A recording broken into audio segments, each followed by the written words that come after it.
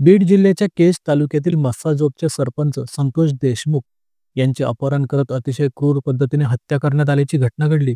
बीड जिल्ह्यासह सगळ्या राज्याला सरपंच संतोष देशमुख हत्याकांडाने हादरवून सोडले.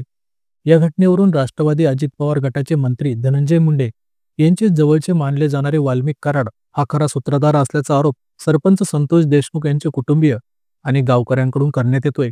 या प्रकरणावरून विरोधकांनी सत्ताधाऱ्यांना चांगलंच धारेवर धरले. तसंच अनेकांनी धनंजय मुंडे यांना मंत्रिपदावरून हटवण्याची सुद्धा मागणी केली. कारण सरपंच संतोष देशमुख हत्या प्रकरणातील आरोपीला वाचवण्यास धनंजय मुंडे मदत करत असल्याचे गंभीर आरोप विरोधी पक्षांकडून केले जात आहेत. एकीकडे अशा प्रकारे आरोप होत असताना यातच दुसरीकडे मात्र धनंजय मुंडे यांनी मुख्यमंत्री देवेंद्र फडणवीस यांची सह्याद्रीवर भेट घेतली. या भेटीनंतर धनंजय मुंडे पत्रकारांशी संवाद साधताना म्हणाले की संतोष देशमुखची हत्या करणाऱ्याला फाशीची शिक्षा झाली पाहिजे. यातील सगळ्या आरोपीला फाशीची शिक्षा झाली पाहिजे ही माझी भूमिका आहे.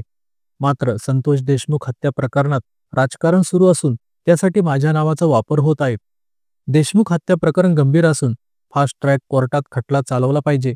या प्रकरणाबाबत पक्षाच्या नेतृत्वाशी चर्चा केली असून सगळी कल्पना त्यांना दिली आहेत. वाल्मिक कराडचे जवळीक सुरेश धस सोबतही होती, माझ्यासोबतही आहे. या प्रकरणातील आरोपी माझ्यासह कोणाचाही निकटवर्ती असला तरी सोडता कामा नये. त्याला शिक्षा झाली पाहिजे. मला आणि माझ्या विरोधात बोलल्याशिवाय काहींचा दिवस चांगला जात नाही. त्यामुळे सकाळी सकाळी त्यांना माझे नाव घ्यावं लागतं.